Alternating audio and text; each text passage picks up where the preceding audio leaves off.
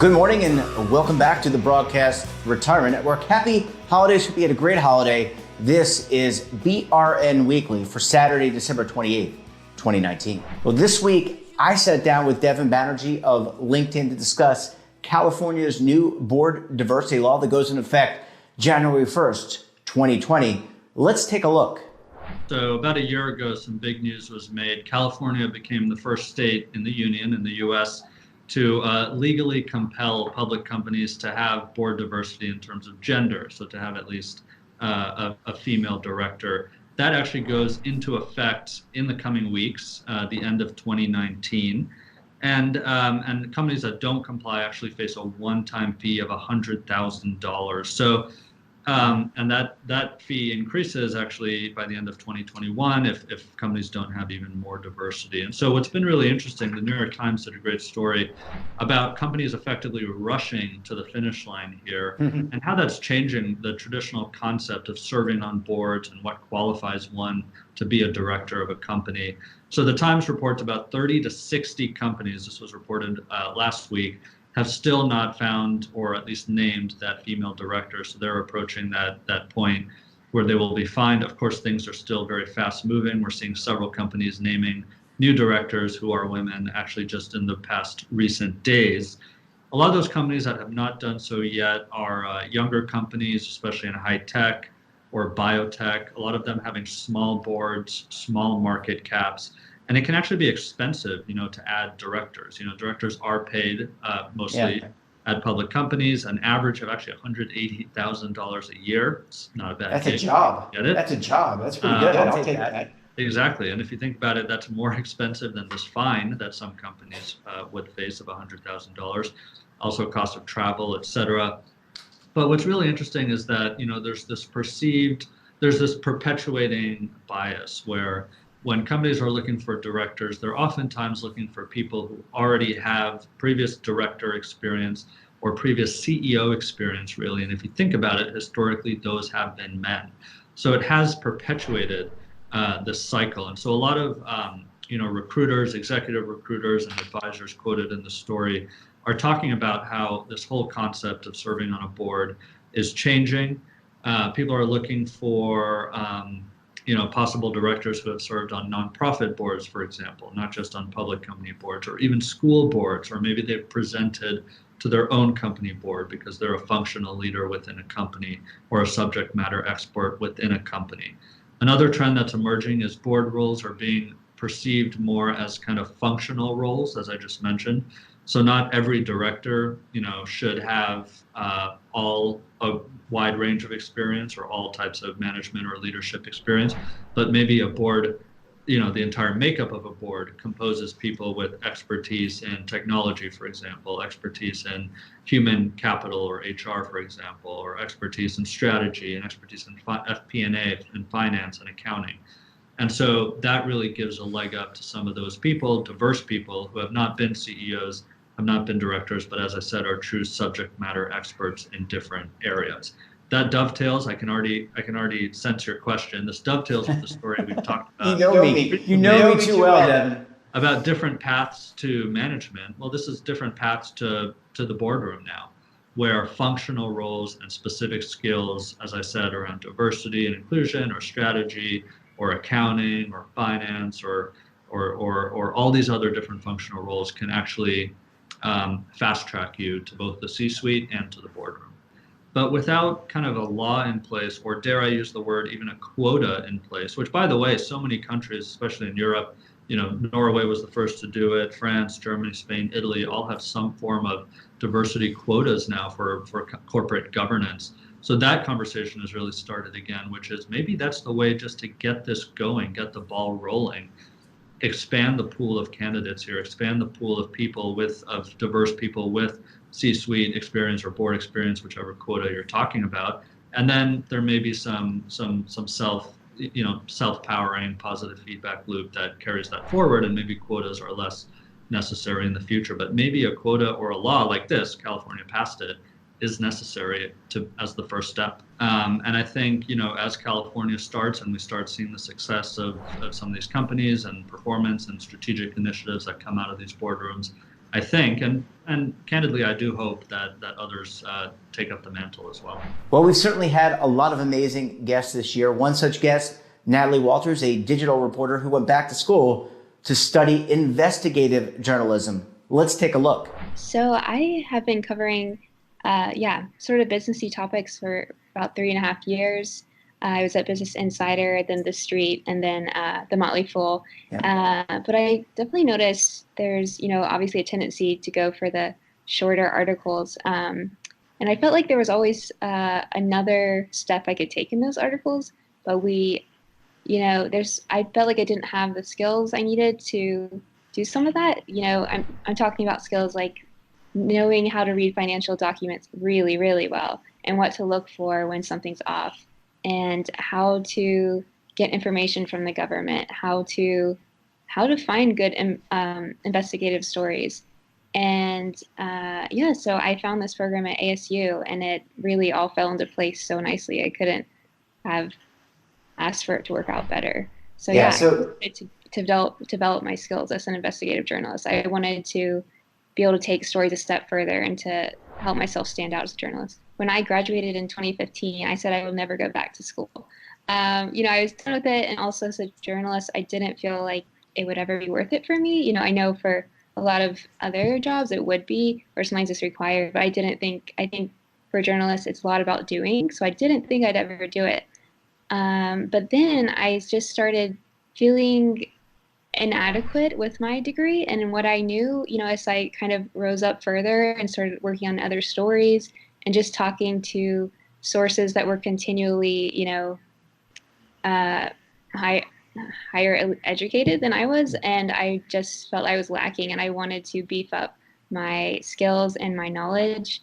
And so that's when I started looking into programs. And I think I probably looked for a year before I actually committed to one. I think if I had found this program at the beginning, I may have been too scared to do it. But because I had been looking and adjusting myself to the idea of going back to school, leaving New York, leaving a steady job, it was much easier for me to accept. And then it just also felt right. I think also if I had spoken to the admissions people here and other students and I'd gotten, iffy feelings or like it's okay, I don't think I would have dropped everything to come here, on the other side of the United States. But I mean, it was a perfect fit. When I talked with them the first time, I explained my qualms with journalism and how I was frustrated at, the bipartisan of it all and, the strong left, the strong right in the agenda. And I felt like I didn't know who to trust, when I just want to know what's happening at the border, or I just want to know what's happening at Facebook. I just want to know the basics. Right. And I felt like I was having a hard time finding that. And the people here felt the same way. And they said that's part of the reason they started this program. So it just really fit in great. It's weird because I drove home from New York to Georgia. And it was supposed to be a few friends were going to come with me, but it ended up not working out. So it was just me. And I thought I was going to be, sort of a mess on the way home, crying and stuff. But I actually felt great leaving. I think because I was so excited about my next step. And I knew it was the right thing, and I was really excited about what I was going to be learning. There were no tears, and it wasn't even that nostalgic for me. I think because, like I said, I had been adjusting for about 9 months. I was thinking, I think it's time to leave and find a new challenge, but I'm not sure what yet. And so I had adjusted to that. And then, I drove from Georgia to Arizona, and it's a long drive. I think it was around 30 hours maybe. But we did a lot of pit stops, and I just felt so excited going there. We stopped in New Orleans, and we stopped in Dallas. These are places I'd never been before, and I may not have ever seen if I wasn't driving through. And then when I got here, though, the first night was when I had the sort of what am I doing with my life. And it's funny because my cousin, who went to grad school, said she had that before she went to grad school. She had that one night where she had a breakdown and then she was fine. And she said grad school was the best decision she ever made. It really launched her career and she made a lot of new people there. So I had that one night of what am I doing? Maybe is this going to be a waste of time because I've already been working in journalism a while? Is this going to be worth it for me? But then within the first week here, I was so happy I did it. And I couldn't imagine a better next step for me. I truly couldn't imagine a better one. Investigative journalism is different. I think all journalists should consider themselves investigative journalists. But then again, the stories that I would consider, deep investigations are different. And when I was in New York and I had a lot of journalist friends, we never really talked about those stories. But here, because all 19 of us in the program really want to be working on these stories, we talk about them all the time. And I've learned so much just from talking with my fellow students. And we all feel so lucky to be here. And like you said, there's so many different backgrounds. We have a paleontologist, and she, was working in DC for a while with lots of different places, like very impressive. We have someone from the Peace Corps. We have a lawyer and a paralegal. So yeah, it's been amazing. When we've gotten to certain legal topics, they know a lot about that and they're able to help us out. We did a court story the other day, and my friend Lydia was able to help me on that because she's already been working there.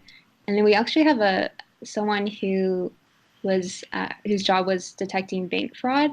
So that's a super useful skill to have in investigative journalism, and we're really excited about that. So that's been really amazing, and it's already honed my skills so much in terms of, I knew I wanted to be an investigative journalist, but I was like, okay, so now what? What are the stories we're looking for?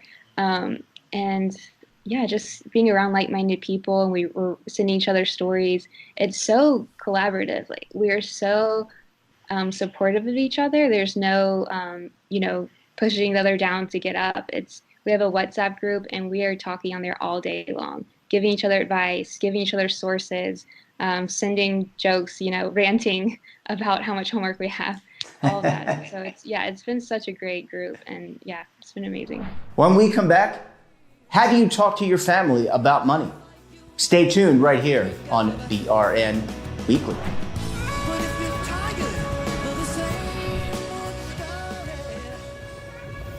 Imagine a new television network that will make you richer, healthier, and in control of your financial future.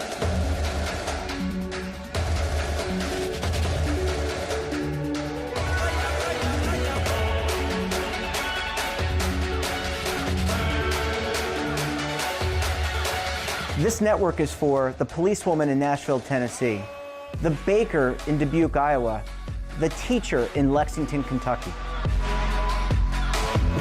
We want to make the idea of savings and retirement culturally relevant. But what do you see as a defining issue of the midterms, especially for the smaller businesses? I mean, they are the lifeblood of the American economy.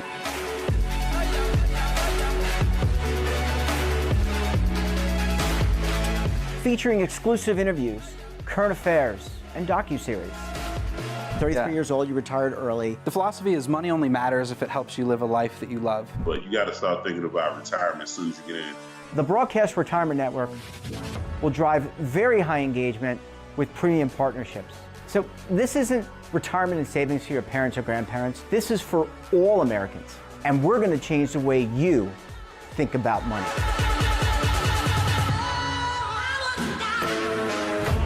Welcome to the next frontier of retirement and savings. This is BRN, the Broadcast Retirement Network. Welcome back. We continue to have a wide range of guests that cover a wide range of topics. Recently, I sat down with New York Times and Market Watch columnist Carrie Hannon to discuss how do you talk to family about money. Let's take a look. Yeah, I mean, it's a piece, and I encourage everyone to look at it. It was in last week. It's up online now. So it's all about, how to talk about money and kids and money. And I think it's really, really important to remember that, family money, particularly if there's an inheritance involved, can get really tricky. Even if you're great friends with your siblings, when money comes into the conversation, it can get there's a very delicate balance because, they remember that, dad went to your softball game and he didn't come to mine, or whatever it is that sort of lurks beneath the surface. And so we need to have these conversations, whether it's looking, trying to manage a family foundation, or if you're inherited some money, that there's not a sense of favoritism there. But it can even be, Jeff, simple things like your aging parent had to go to an assisted care, and they didn't have enough saved, and one sibling is actually paying for some of that that coverage for them, and the other doesn't have the resources to do that, and there's a sense of tension. You need to have these conversations, bring it out in the open, because you don't know what's going on in the other's head, and the most important thing is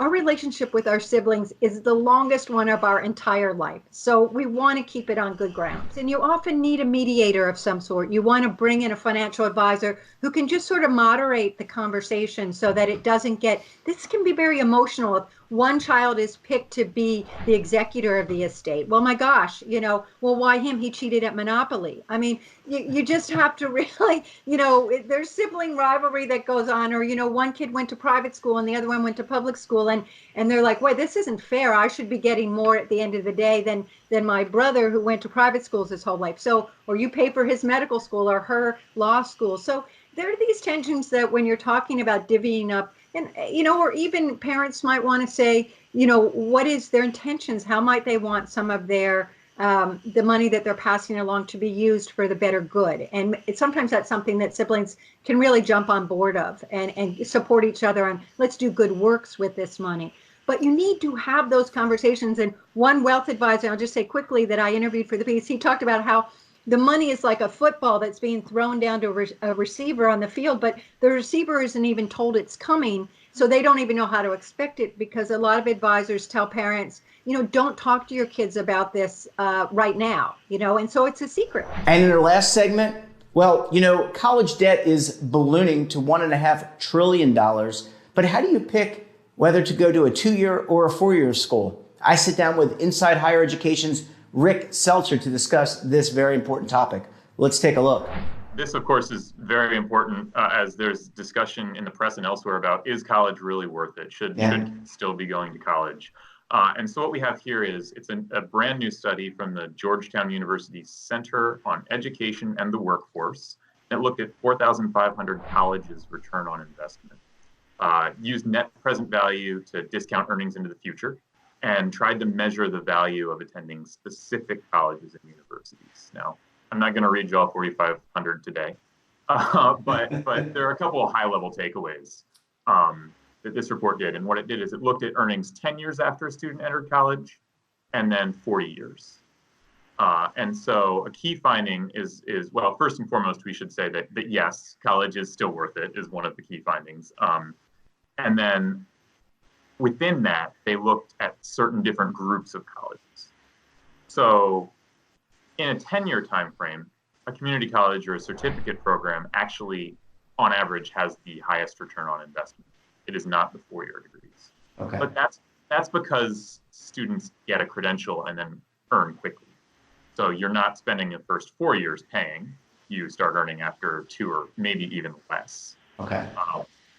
Think your nursing certificate that has a high ROI in the short term. And then if you look over 40 years, the colleges that mostly award bachelor's degrees have the higher return on investment, because you're seeing students earn more on an annual basis, even though they're starting, quote unquote, from behind the return on investment the first 10 years. And there are some other kind of individual situations that it can really help with too. So if you're thinking about, should I go to a public school, spend less, or take this offer from the private university, this report actually indicates on average, public colleges have a higher ROI than privates over the 10-year time frame, similar to what we talked about before, but the privates over the 40-year have a higher ROI then.